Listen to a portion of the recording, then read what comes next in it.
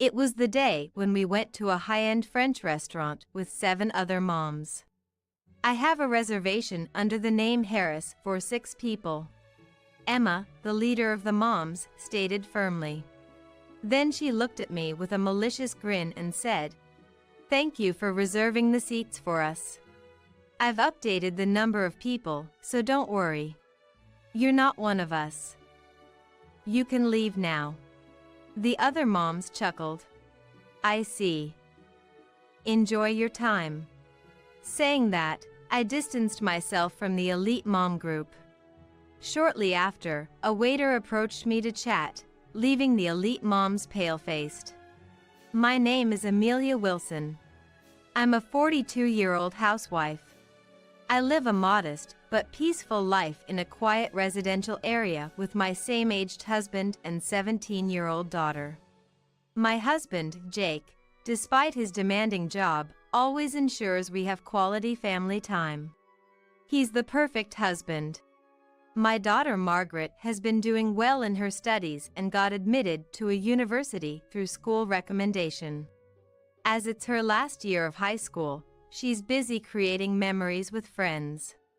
Finally, my child-rearing days were starting to wind down, allowing me more time with friends. One evening, my phone beeped with a rare notification from a WhatsApp group chat. It was a group that hadn't been active for nearly 5 years. Since our children are graduating next March, I thought we should have a party. The message was from Emma, the leading mom. Soon after, other members sent stamps of agreement, like understood and looking forward. I just watched the conversation without responding. The venue will be the renowned high-end French Bistro Courstadt. Amelia, you can be in charge this time, right? I haven't met these people privately for over 5 years. Before I could reply, the other moms unanimously agreed. Everyone's on board. Amelia, please handle it. It seems I was chosen as the organizer this time. Maybe it's time for me to settle things. I murmured to myself, picking up my phone. This all started about 10 years ago. We moved to this town due to my husband's job transfer. My daughter, Margaret, was in the 2nd grade of elementary school at the time. We had to choose a school for her. We ended up choosing a private affiliated elementary school closest to our home. After completing her enrollment procedures and ensuring she was settled in her class, I was walking alone inside the school. I then noticed a woman, who looked like a noble, talking with several teachers. It was more of her expressing her opinions, and the teachers seemed troubled by it. Passing by that spot was awkward, but taking a detour would be a long way around. So, I reluctantly tried to sneak past them unnoticed. Just as I was passing by, their conversation seemed to have just ended, and, with bad timing, I was addressed by the elegant lady. "Oh, you're a new face. Which student's parent are you?" "Ah, hello. My daughter, Margaret, just transferred into 2nd grade today." The lady looked me up and down, as if sizing me up, and with curious eyes, she inquired, "It's unusual for someone to transfer midterm to our school. Is there a particular reason?" I felt a pang of unease. Who on earth could she be? She was dressed too formally for a parent, yet seemed too unreserved towards other parents to be a teacher.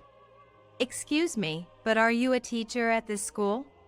She replied, "Oh my, I forgot to introduce myself. It's been years since I've met someone who doesn't know me. I'm a parent just like you. Our kids seem to be in the same grade. I'm Emma, the mother of Samantha." To my surprise, she too was a parent.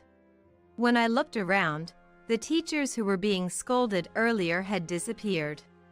I intuitively felt that perhaps she might be one of those so-called monster parents, and it would be better not to get too involved.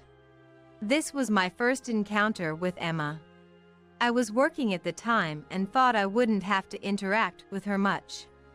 However, to my bad luck, Emma's daughter and mine were in the same class, so we ended up meeting during events. For some reason, I ended up joining Emma's circle of elite mom friends. I really didn't want to be involved, but I felt that if the parents fell out, it would affect our children.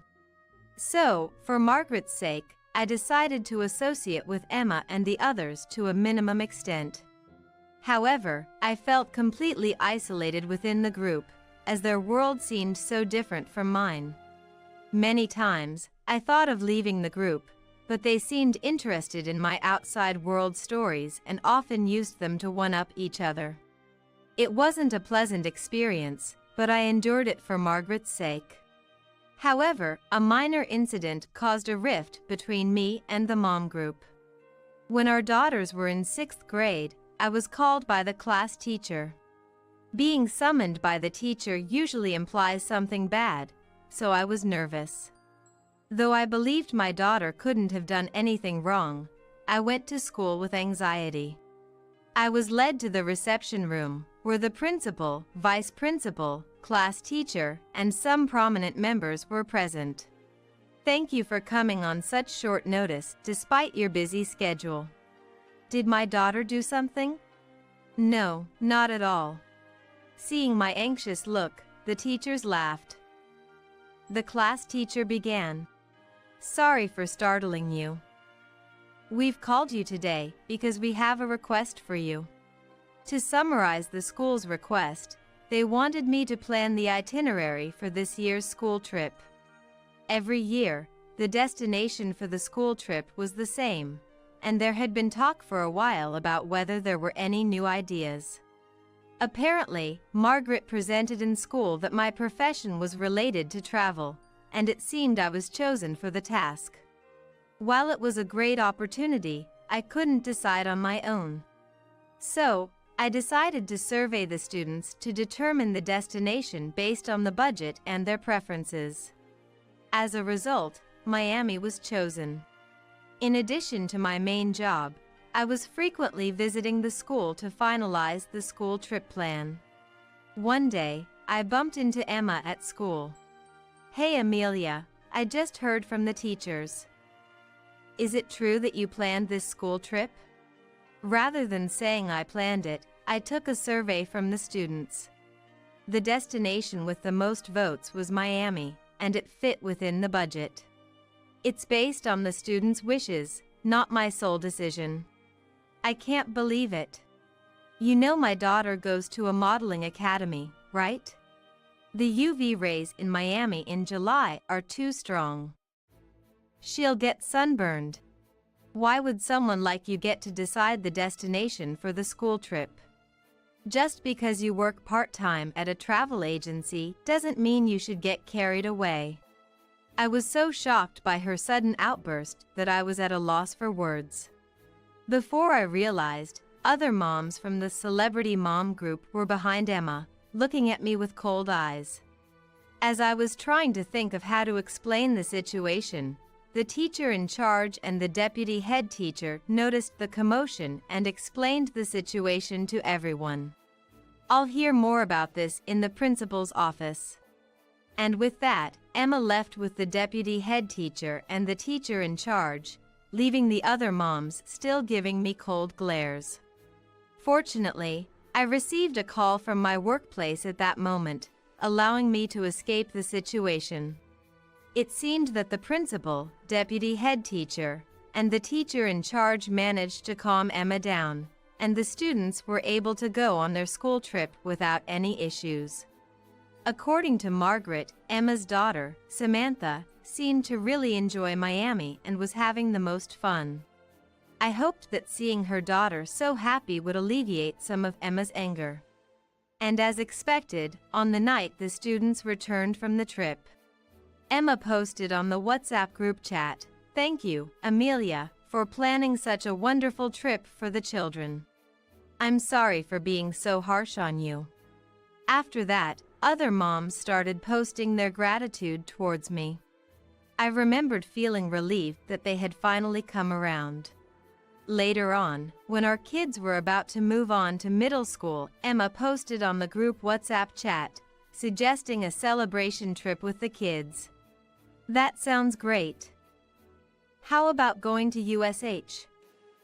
We can rent a microbus. Everyone began to agree one after the other.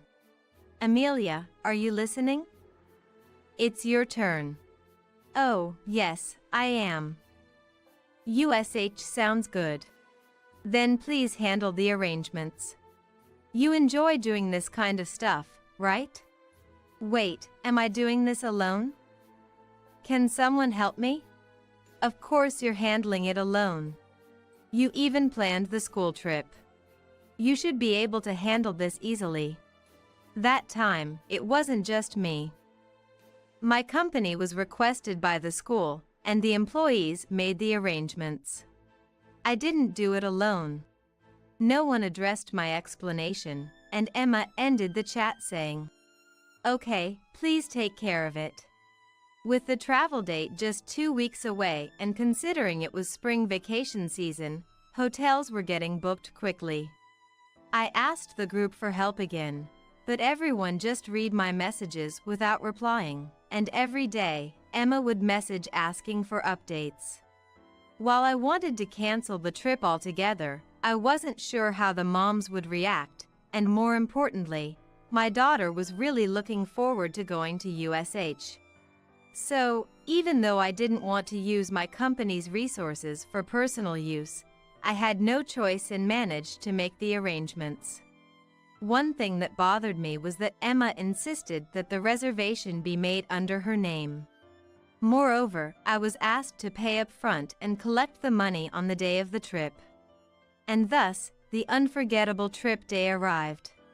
On the day of the trip, when I arrived at the meeting place with my daughter, all the other members were already there. In a rush, I ran toward the bus, which seemed about to leave as it was already loaded with passengers. Why are there always people who gather right on the brink of time, now assembling a whole 30 minutes before the set time? I had a bad feeling. As I hurriedly tried to board the bus, Emma blocked the entrance, pointing at a sign on the bus and said, "Can't you see this?" The sign indicated a capacity of 15 people. The bus I had arranged was supposed to be a minibus with a 20-person capacity. This time, our group consisted of 7 moms and 7 kids, totaling 14 people. Considering the long journey from Seattle, I had arranged for 2 drivers. Thus, with 16 people in total, a bus with a capacity of 15 wouldn't suffice. If only you had taken your time and come closer to the meeting time, you wouldn't have gotten hurt. I moved the assembly time earlier without telling you because I didn't want to hurt you. You seem to have misunderstood something. Excuse me, what's going on? Where are our seats? Laughter could be heard from inside the bus. Looks like you really did misunderstand. Why did you think you and your group were going with us? This trip is just for the moms and kids. Were you even friends with us? But you asked me to make arrangements on the WhatsApp group chat, didn't you? Yes, we asked, but did anyone ever say that you were going to? Are you okay? Can you read English? Don't misunderstand. This is too much. What have I done to deserve this? When I protested to Emma, she rebuffed. Don't you understand your own mistakes? You exposed other people's children to the risk of skin cancer. You were the first to betray us. Emma had always held a grudge against me for organizing a school trip to Miami. Anyway, that's the situation. You're not coming with us. It's time to depart, so could you move? She pushed me aside, closed the bus door right in front of me, and the bus departed. My daughter, who was left behind with me, asked with tears in her eyes, "Mommy, what about Spider-Man? What about Harry Potter? Weren't we all going out together?"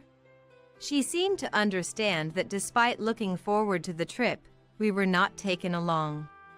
Seeing her beloved mother treated coldly by other adults must have been too much of a shock for my little girl. I'm sorry, honey. We can't go with everyone today. We'll definitely go with Daddy next time.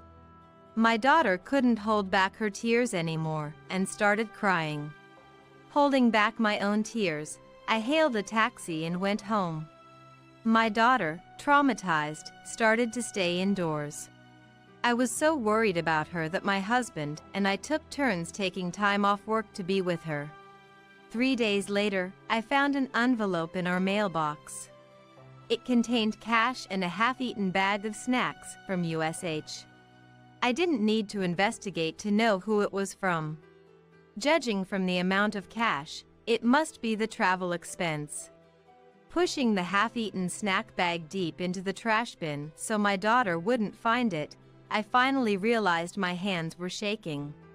How far will these people go to torment someone? I can't forgive them for hurting not just me, but also my precious daughter. I decided to stop engaging and avoided checking the WhatsApp group chat at all. Time passed, and the WhatsApp group of former mom friends, which had been inactive, buzzed again after about 5 years. Just like that time, conversations were progressing without me. Scrolling back, it wasn't just me. Other former mom friends hadn't updated this WhatsApp group for a long time either. Apparently, a new group was created without me, and they had been communicating there. Despite that, the only reason they revived this group with me in it is evident. They probably intend to use me. Observing the posts on WhatsApp, before I knew it, lunch at a famous upscale French restaurant was set for next Wednesday. Of course, the arrangements were up to me. Isn't it a place you need to book in advance? I'm looking forward to it. I'll brag about it to my friends.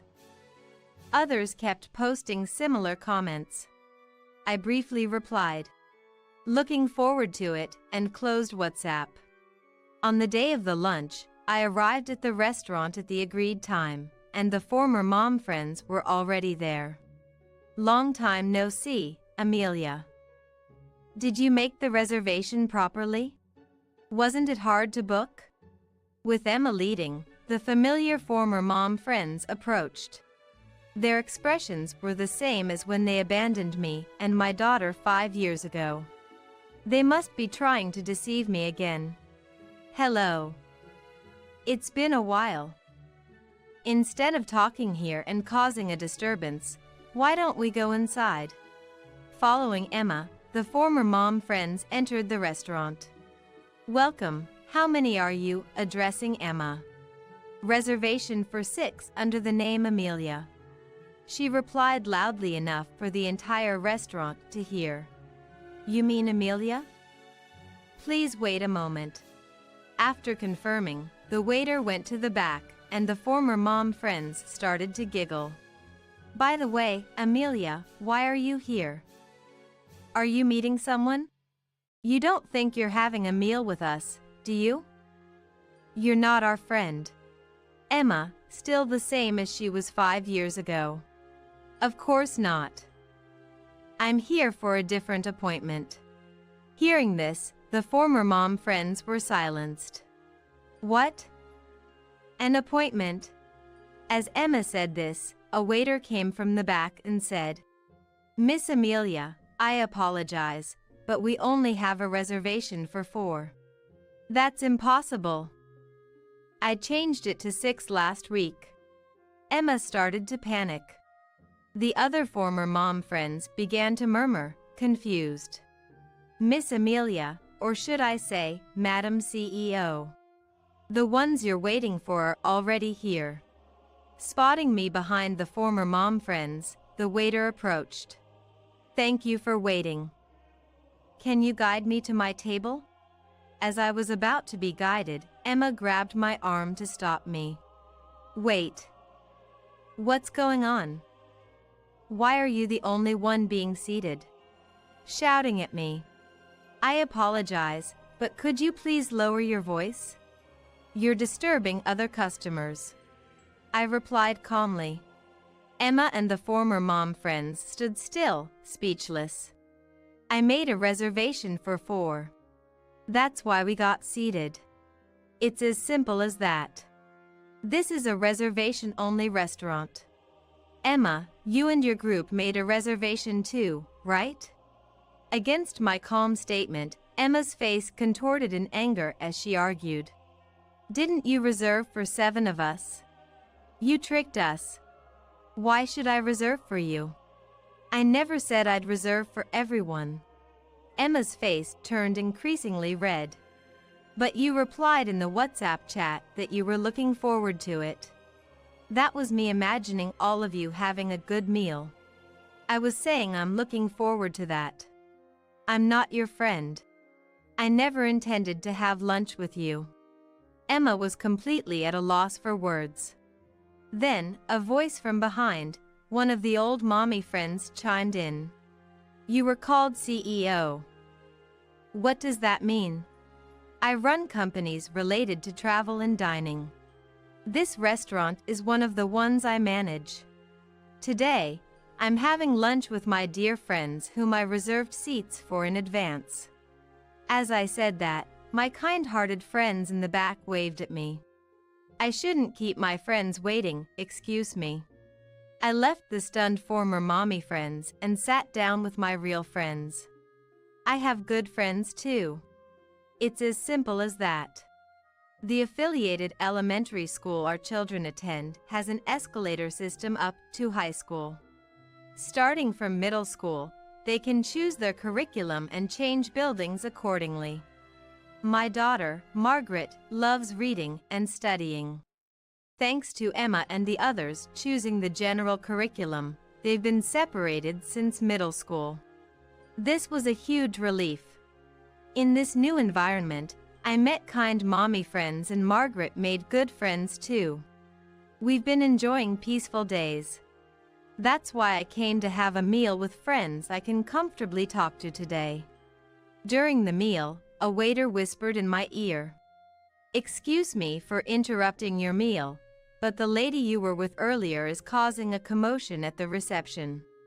I looked over and saw Emma acting childishly, yelling that she wouldn't be satisfied until she ate the course meal here. It seemed the other former mommy friends had left, leaving only Emma. Please call the police, she's just an old acquaintance, so whatever happens is fine. I was able to watch Emma being taken away by the police.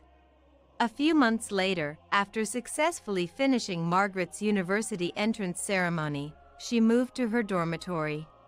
My husband and I enjoyed our long-awaited time alone.